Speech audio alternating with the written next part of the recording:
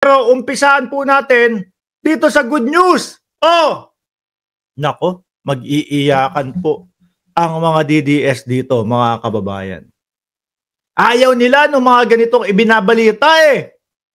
Ano po, naalala nyo, nung isang linggo, siguro isang linggo o 2 linggo na ang makalipas, may pinapakalat yung mga DDS.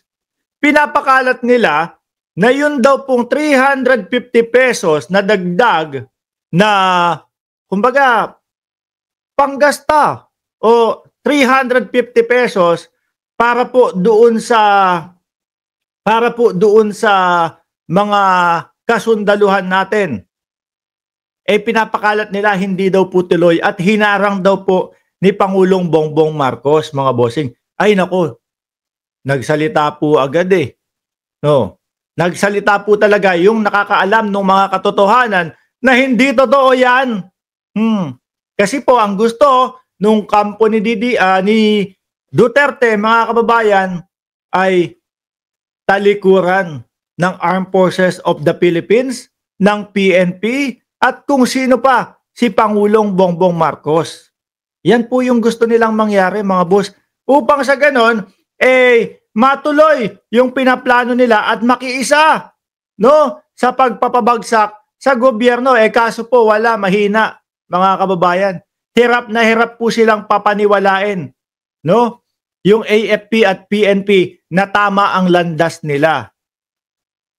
Ulitin ko po yung 350 na dagdag allowance ng ating mga kasundaluhan, no, mga bossing, tuloy ho iyon.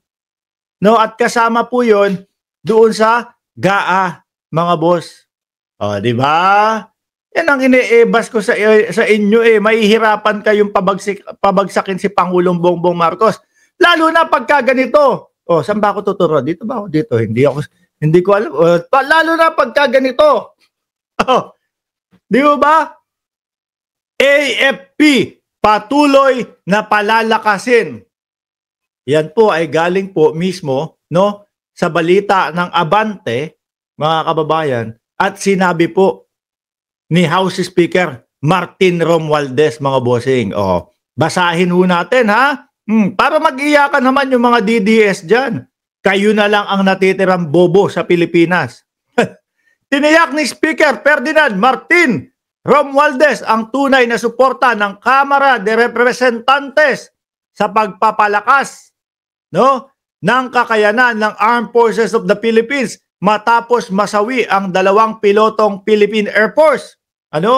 Yun nga, nako, sa dami-dami na bumabagsak na eroplano, tapos eto pa na paulit.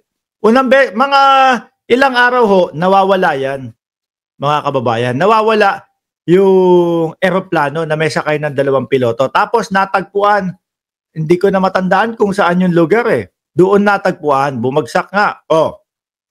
Matapos masawi ang 2 piloto ng Philippine Air Force nang bumagsak ang kanilang sinasakyang eroplano sa Bukidnon. Nakikiisa ako sa pagdalamhati ng ating sandatahang lakas, no, ng mga pamilya ng 2 piloto ng Philippine Air Force at nag-alay ng kanilang buhay para sa bayan. Yaan ho, mga kababayan, yung tunay na bayani. Hindi ho kagaya nung mga kami lang ang nagmamahal sa Pilipinas. Sino po ba yung mga yun? Mga ganon. Mga DDS, mga Duterte. Kami lang ang may malasakit sa bayan. Tiniyak ni Speaker Martin Romualdez ang patuloy na suporta, no? Hindi, nasa ilalim na pala ako. Sila ay hindi lamang mga sundalo, sila ay mga anak, kapatid at ama na iniwan ng kanilang mga mahal sa buhay upang gampanan ang isang dakilang misyon. Kasi ang palabas ho ng mga DDS, especially Harry Roque, mga bossing, nung pagkatapos ma-contempt ni Harry Roque, siguro na-miss niya si A.R. de la Serna nung unang beses siyang ma-contempt doon sa Kongreso. Kaya, ayun, yung mako-contempt na sa pangalawang pagkakataon, sumibat na. Kaya po, wanted si Harry Roque sa Kongreso lang po, hindi sa batas. Okay? Nasaan na tayo? pinapakalat nila. Naku, kayo parang gusto nilang sabihin doon sa mga kasundaluhan at kapulisan na may utang na loob kayo sa mga Duterte kasi mga Duterte ang nagtaas ng inyong sweldo. Ganyan po yung mga pinapamukha nila. Biruin mo doon sa rally na yun, no? Na napakadami po ng kasama ni Harry Roque. 32 piraso. Yung sabay-sabay po, hindi pala sabay-sabay. Yung hindi po sila sabay-sabay sumigaw ng ang laban sa kasamaan ay laban ng kadiliman o kung ano man yung mga ginamit nila. Hindi pa po sabay-sabay, 32 lang. Tapos sabay sigaw doon sa pulis. Oy! May, kumbaga, si dating Pangulong Duterte ang nagtaas ng sweldo mo. Biruin mo yun. Parang gusto lumuhod pa sa kanila yung pulis. Tuloy ko. Sinabi ng leader ng Kamara na ang sakripisyo ng mga piloto ay isang paalala na pangangailangan ng pagkakaisa ng bansa. Ang sakripisyong ito ay isang paalala sa ating lahat kung gaano kahalaga ang patuloy nating pagkakaisa, no? Bilang isang bansa, hindi lamang ito laban sa ng ating mga sundalo at laban sa bawat Pilipino. Sinisigurado namin ng Kongreso na hindi masasayang ang kanilang dugot pawis. Kaya't patuloy nating palalakasin ang ating sandatahang lakas. Titiyakin ang sapat na suporta para sa ating mga sundalo. Yan ang maganda, mga bossing. Tapos makikialam sa atin yung China, no? Bakit kayo pumapayag na lagyan ng Typhoon missile yang bansa ninyo ng Estados Unidos? Aba, depensa ng Pilipinas yan. Bakit kayo nakikialam?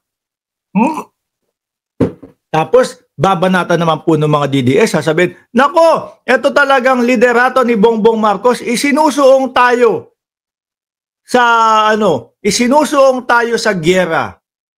Hindi ho ganun yun, mga kababayan. Kanya-kanyang diskarte lang po yan. Nakita nyo, pumapalag ang ating presidente, pumapalag ang AFP, pumapalag ang Department of National Defense. Pero meron bang ginawang pangbobomba ang China sa atin? Hindi naman, di ba? Diskarte, mga kababayan. Kahit sabihin na salat tayo sa mga beng-beng o salat tayo sa mga kagamitang pangdigma. Nakakaporma ba ang China? Di ba? Hindi kagaya nung dating Pangulong Duterte, ang naging diskarte nila, maging sunod-sunuran sa China. Para para tahimik nga naman. Tahimik nga. Mawawala naman yung iyong karapatan sa mismong bansa. Di ba? Ultimo at Weasley, Tinabi, alyansa, mabuhay. Anyway, iwanan ho natin yung topic na yan. Magandang balita ho yan, ha? Pagpapalakas sa Armed Forces of the Philippines. Si Yaya Ning nandito na. Wala po bang simba ngayon? Hindi kita nakita nung Ash Wednesday,